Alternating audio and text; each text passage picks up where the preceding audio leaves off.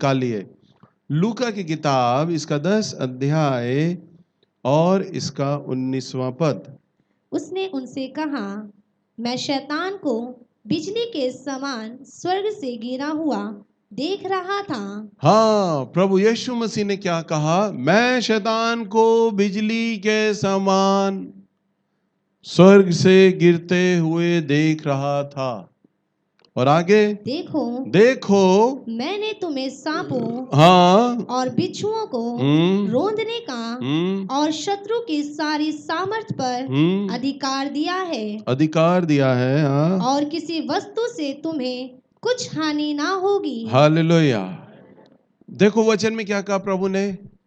मैंने शैतान को बिजली के समान गिरते हुए देखा स्वर्ग से, और देखो मैंने तुम्हें सांपों और बिच्छुओं को रौंदने का अधिकार दिया है।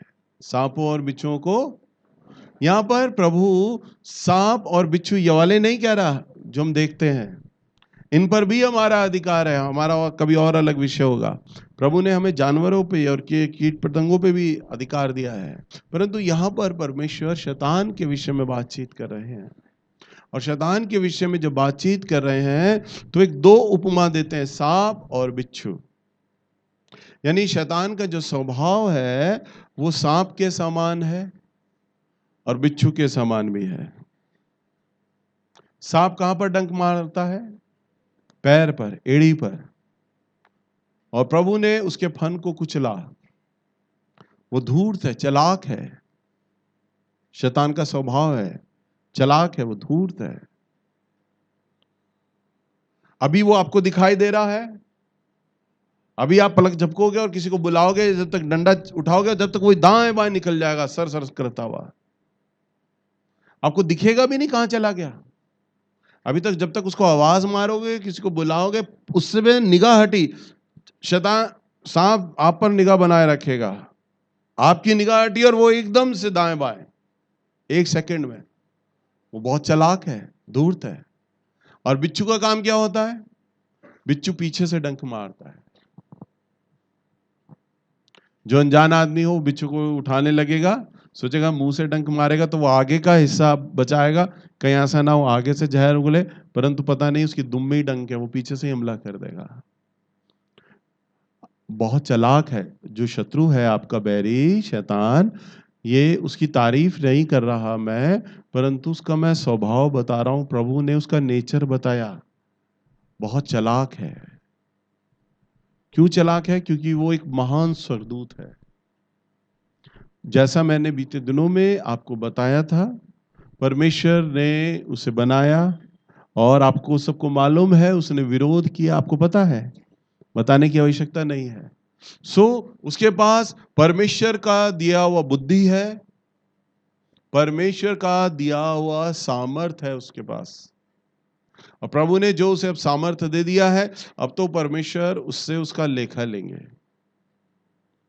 अब जैसे प्रभु ने मुझे अपना ज्ञान दिया हुआ है ना, अब मैं इस ज्ञान का कैसे उपयोग करता हूं ये तो मेरे हाथ में है। समझ रहे हैं ना?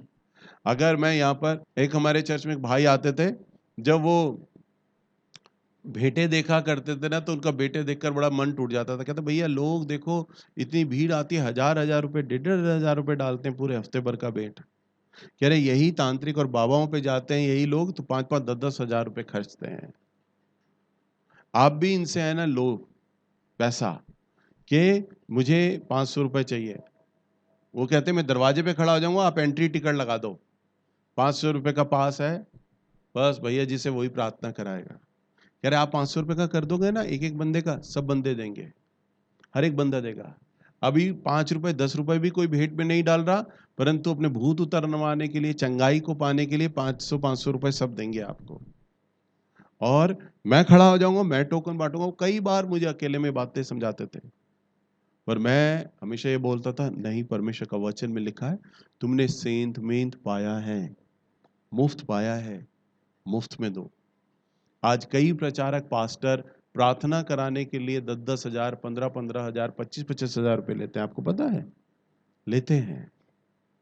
वो इस तरह से धन को कमाते हैं, अर्जित करते हैं और लोग देते हैं। हमने फलाने के साथ फोटो खिंचाना है, फलाने से हमने स्पेशल प्रार्थना कराना है, फलाने की मीटिंग में आगे वाली सीट हमें मिलेगी। इन बातों को चलते वो इस तरह से धन का आडंबर करते हैं। परंतु यहाँ पर क्या होता है, आखिर में केवल भेंट होती है, वो आपके हृदय में है, आपके मन में है। आपने प्रभु का मन मुंह देखना है, आपके भीतर प्रभु से आप प्यार करते हो, ये लेखा आपका परमेश्वर में है। मैं जब परमेश्वर के सामने जाऊंगा, निर्दोष जाऊंगा, प्रभु कम से कम मुझे ये तो नहीं कहेंगे कि तूने मेरे नाम के कारण पैसा कमाया था, तूने किसी से धन की अपेक्षा करी थी, तूने धन मांगा था, तूने टिकट लगवाया था। हालेलुया। प्रभु ने कहा तूने मुफ्त में मुझसे पाया है, तूने मुफ्त में देना है। तो आज मैं इस ज्ञान को कैसे इस्तेमाल करता हूं, ये मेरे हाथ में है। परमेश्वर ने भी ऐसे ही वो सामर्थ शैतान को दिया है, परंतु जब मैं प्रभु से मिलूंगा तो परमेश्वर मुझसे मेरा लेखा लेगा ज्ञान का। ऐसे ही प्रभु ने शैतान को भी सामर्थ्य दिया हुआ है। अब शैतान उस सामर्थ का क्या कर रहा है, दुरुपयोग कर रहा है। आज वही उस सामर्थ का इस्तेमाल कर रहा है परमेश्वर की सृष्टि को बर्बाद करने के लिए। तो वही चालाकियां उसमें है, क्योंकि प्रभु तो बुद्धि बुद्धि बुद्धि अति बुद्धिमान परमेश्वर है। तो उसने अपने साथ जो स्वर्गदूत बनाए थे उन्हें भी परमेश्वर ने अति बुद्धिमान से भरा था। शैतान के पास भी वो बुद्धिमान है, परंतु आज उस बुद्धिमानी का गलत इस्तेमाल कर रहा है। हालेलुया। शैतान भी वैसा ही है, बिल्कुल सेम। उसके पास बुद्धि है, सामर्थ है प्रभु का दिया हुआ, परंतु क्या कर रहा है, गलत कामों में उसका उपयोग कर रहा है। हालेलुया।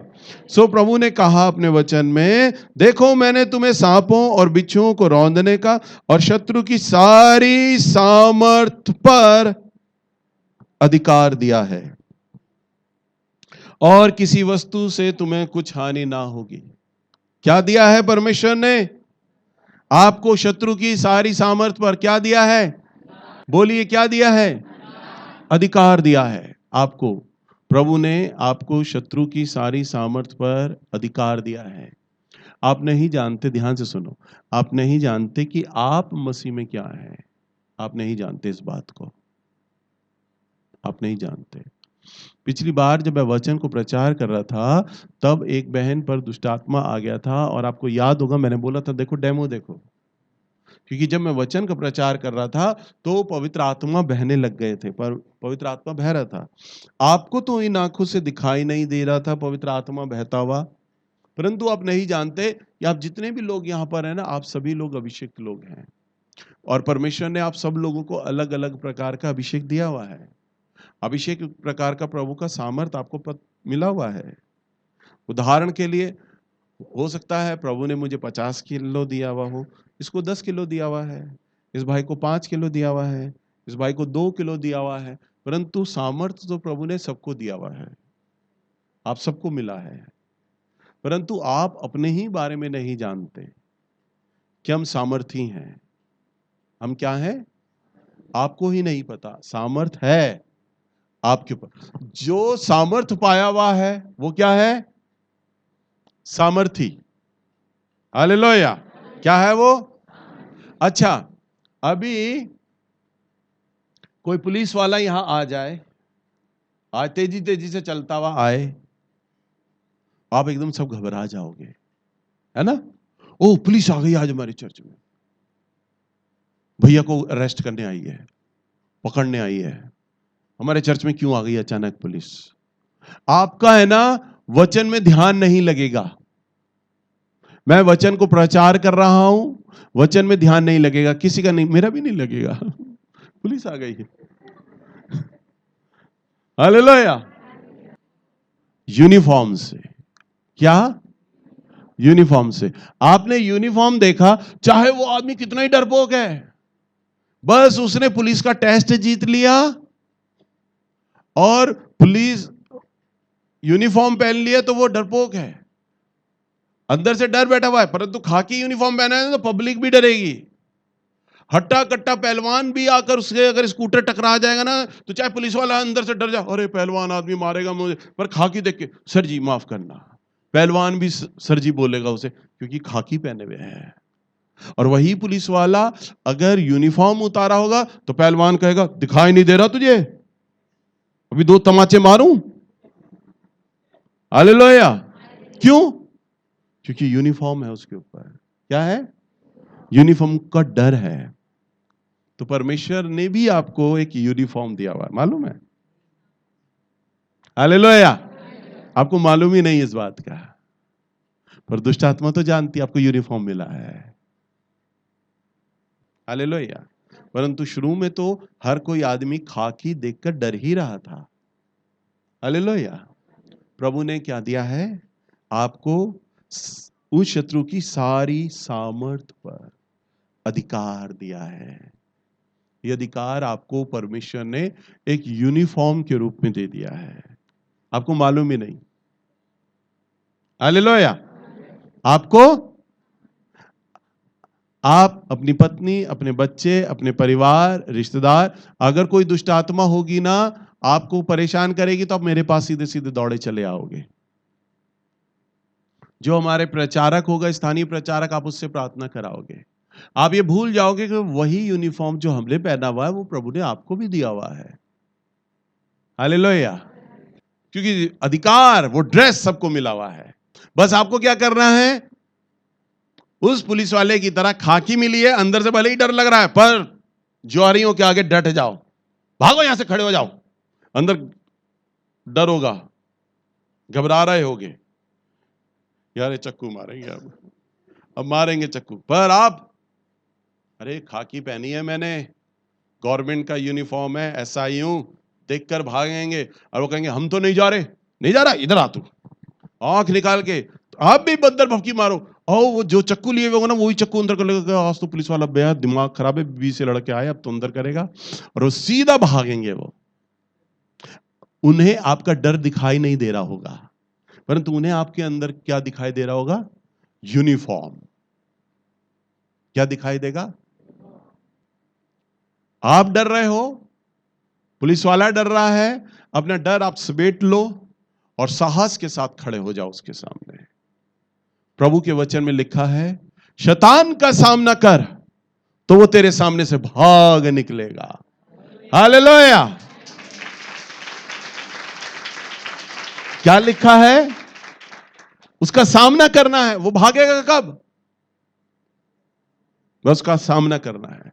घबरा रहे हो, डर रहे हो, उस डर के, टीवी का डायलॉग है ना, डर के आगे जीत है। तो अब आपको क्या करना है? डर के आगे जीत। तो आपको अपने डर पर क्या करना है? काबू पाना है। दिखाना नहीं है दुष्ट आत्मा को कि आप घबरा रहे हैं। आप ये बात अच्छे से जान लो, ये क्वालिटी, ये वरदान हमारे ही प्रभु में है कि वो हमारे दिल, गुर्दे और गुर्दे में छिपी बातों को जान लेता है। परंतु दुष्ट आत्मा नहीं पहचान पाती कि आप डर रहे हो। दुष्ट आत्मा नहीं पहचानती। जब तक आप किसी को बताओगे नहीं ना, नहीं यार मैं छेड़ नहीं रहा, कहीं मेरे पे ही ना आ जाए, तो कहेगा अच्छा मैं तेरे पे आ सकता हूं, तू तो यूनिफॉर्म पाए हुए है, यूनिफॉर्म मिला हुआ है, बेवकूफ, तुझे पता ही नहीं, पर तू तो कह रहा है कि मैं तेरे पे भी आ जाऊंगा, तो फिर तो आ जाऊंगा मैं। हालेलुया। आमोस भैया बताते हैं अपनी एक गवाही में कि एक, उनकी सभा में एक औरत पर दुष्ट आत्मा आ गई और सामने आ गई और चिल्लाए जा रही, वचन नहीं सुनाई दे रही। आमोस भैया ने वॉलंटियर को बोला कि इस दुष्ट आत्मा को लेकर आओ, इस औरत को लेकर आओ। जब औरत को लेकर आई, उस दुष्ट आत्मा को कहा निकल यीशु के नाम से। उसने कहा मैं नहीं निकलूंगी। उसने कहा निकल यीशु के नाम में। उसने कहा मैं नहीं निकलूंगी। उसने कहा क्यों आई तू इस पर? उसने कहा ये बाथरूम में थी, नहा रही थी, मुझे अच्छी लगी, मैंने इस पे थोड़ी सी शरारत में मिट्टी डाल दी, ये डर गई, डर के मारे भागी, मैं आ गया इसके ऊपर। हालेलुया। हुआ क्या, गांव का देहात का मामला था। वो बेचारी एक छोटे से 4 दीवारी के छोटे से बाथरूम में नहा रही होगी, लोटा डाली होगी, दुष्ट आत्मा ने उठाई मट्टी, थोड़ी सी डाली उसके मुंह पे, मट्टी आई, उसने चारों तरफ देखा कोई है तो नहीं, चारों तरफ झांका उसने, कोई नहीं है। उसने कहा कोई हवा आ गई है यहाँ पर। अब बेचारा जो साबुन लपेटा था, जो नहाया था, पानी डालना तो भूल गई, उल्टे सीधे उसने कपड़े डाले और सीधा अपनी झोपड़ी में भागी, घबरा गई। हवा आ गई, कोई चीज आ गई है। बस उस चीज ने जान लिया कि डरी हुई है। और ये याद रखना, आपके डर में ही उसकी ताकत है, ये जान लो आज। समझ पा रहे हो? उसकी ताकत कहां है और उसकी कमजोरी कहां है? इसका उल्टा कर दो, आप साहसी बन जाओ। भले ही आप डर रहे हो, परंतु दुष्ट आत्मा को मालूम ही नहीं है कि आप डर रहे हो। हालेलुया! समझ पा रहे हो? दुष्ट आत्मा को नहीं मालूम कि आप डर रहे हो, परंतु प्रभु का वचन क्या कहता है? उसके सामने खड़े हो जाओ, उसका सामना करो, तो वो तुम्हारे सामने से भाग निकलेगा। क्योंकि ड्रेस तो आपको ऑलरेडी मिला हुआ है, सामर्थ का अधिकार परमेश्वर ने आपको दिया हुआ है। यह अधिकार परमेश्वर ने आपको जो दिया है ना, ये बहुत सामर्थी है। हालेलुया! मरकुस की किताब 16 अध्याय और इसका 17 पद, और यह पद अब आप लोगों के लिए है। बोलो बेटा। विश्वास करने वालों में ये चिन्ह होंगे कि वे मेरे नाम से दुष्ट आत्माओं को निकालेंगे। हाँ, प्रभु यीशु मसीह ने क्या कहा? विश्वास करने वालों में ये चिन्ह होगा। अभी आपने हाथ खड़ा करके बताया कि हां मैं विश्वास करता हूं, और प्रभु कहता है जब तू मुझ पर विश्वास करता है तो तुझ में ये चिन्ह है, तुझ में ये चिन्ह है। क्या चिन्ह है? कि तुम मेरे नाम से दुष्ट आत्माओं को निकालोगे। निकालेगा। हालेलुया! कि तू मेरे नाम से दुष्ट आत्मा को निकालेगा। हालेलुया! आप में सब के अंदर, मैंने अभी आपको क्या कहा था? आप सब प्रभु में जो विश्वास करते हैं, परमेश्वर ने आपको वर्दी दिया हुआ है, सामर्थ का यूनिफॉर्म दिया हुआ है, आपको अधिकार प्राप्त है परमेश्वर की ओर से। आप यही बात से तो अनजान रहते हैं। जब भी आपको गलत सपना आ जाता है, जो भी कोई काली बरगद की चुड़ैल आपके सपने में आ जाती है, आप डर जाते हैं। वचन में लिखा विश्वास करने वालों में ये चिन्ह होंगे कि वे मेरे नाम से दुष्ट आत्माएं निकालेंगे। आप जब प्रभु पे विश्वास करते हैं तो आप सब लोग दुष्ट आत्मा निकाल सकते हैं। मालूम है आपको? हमारे चर्च में कोई छोटी बच्ची भी होगी ना, 8-10 साल की, वो तक दुष्ट आत्मा निकाल सकती है, क्योंकि प्रभु ने उसे यूनिफॉर्म दिया है।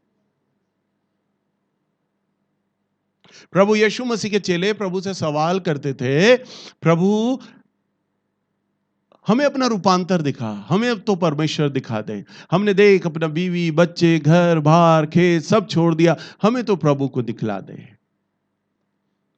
कोई प्रभु को बोलता, प्रभु तेरे दाहिने कौन बैठेगा स्वर्ग में? और प्रभु से हम बोलते थे हमें प्रभु को दिखला दे। क्यों? वो कुछ चमत्कार देखना मांगते थे। ये सही जेन्युइन आदमी है भी या नहीं? मैंने अपना खेत बेच दिया, बीवी छोड़ दी, अपनी बच्चे छोड़ दिए, इसके पीछे चल रहा हूँ, जेन्युइन है? परमेश्वर है भी या नहीं है? बस कहता कहता जा रहा है परमेश्वर का बेटा हूं मैं, परमेश्वर का बेटा हूं, है भी या नहीं? वो कंफ्यूज होते थे, इसलिए कोई प्रमाण देखना चाहते थे। परंतु वचन में क्या लिखा है? जब प्रभु यीशु मसीह तबरियास झील के किनारे निकले, नाव से उतरे, प्रभु के चेले भी थे, लिखा है एक व्यक्ति था जिसमें बहुत सारी दुष्ट आत्माएं थी, और जो पहाड़ों पे रहता था, गुफाओं में रहता था, और चेनों से बांधा जाता था। पता है ना आपको? और मालूम है उसमें लिखा सेना थी, सेना। और मालूम है यूनानी भाषा में वो सेना कितने लोगों की थी? दुष्ट आत्माएं 6000 दुष्ट आत्माएं थी उसमें। कितनी? कोई उस जगह से प्रवेश नहीं कर सकता था, डरते थे, सब भय था। 6000 दुष्ट आत्माएं थी। सोचो वो पत्थरों से अपने आप को घायल करता था, चेने तोड़ दिया करता था, इतनी ताकत थी। 6000 आत्माएं एक व्यक्ति में, तो कितना शक्तिशाली था वो। परंतु जैसे ही नदी के किनारे प्रभु के पैर पड़े ना, वो दुष्ट आत्मा घबरा गई और चीखता हुआ प्रभु के पास आया। और वही हाथ में पत्थर है जिस पत्थर से अपने आप को घायल करता है, वही हाथ में पत्थर है, प्रभु को दिखा रहा है, और प्रभु उसकी तरफ खड़े हैं, और प्रभु को देखकर वो डर जाता है और कहता है, हे परम प्रधान परमेश्वर के पुत्र, तू क्यों आ गया समय से पहले? हालेलुया! चेले क्या कह रहे हैं? क्या तू परमेश्वर का पुत्र है? अपना रूपांतर दिखा, अपने आप को दिखा, क्या है तू? परमेश्वर को दिखला दे, तेरे दाहिने कौन बैठेगा? परंतु दुष्ट आत्माएं देखकर ही पहचान गई ये तो परमेश्वर का पुत्र आ गया है, स्वयं सृष्टिकर्ता इस जंगल में उतर आया। हालेलुया। पहचान गई दुष्ट आत्माएं और कहती हैं तू समय से पहले क्यों आ गया। प्रभु आएगा अपनी कलीसिया को लेने के लिए, उस बात के लिए वो कह रहे हैं अभी तो तेरा समय नहीं आया, तू क्यों आ गया, अभी अभी क्यों आ गया तू। चेलों को नहीं मालूम कि प्रभु का दूसरा आगमन होगा, परंतु दुष्ट आत्माएं जानती कि इसका आगमन दोबारा है। कहते तू समय से पहले क्यों आ गया। हालेलुया। तभी तो कह रहा हूं ना, आपकी शारीरिक आंखें आपको नहीं देख पाती, आप मेरा अभिषेक नहीं देख सकते, परंतु दुष्ट आत्मा बहुत जल्दी अभिषेक पहचान जाती है। हालेलुया।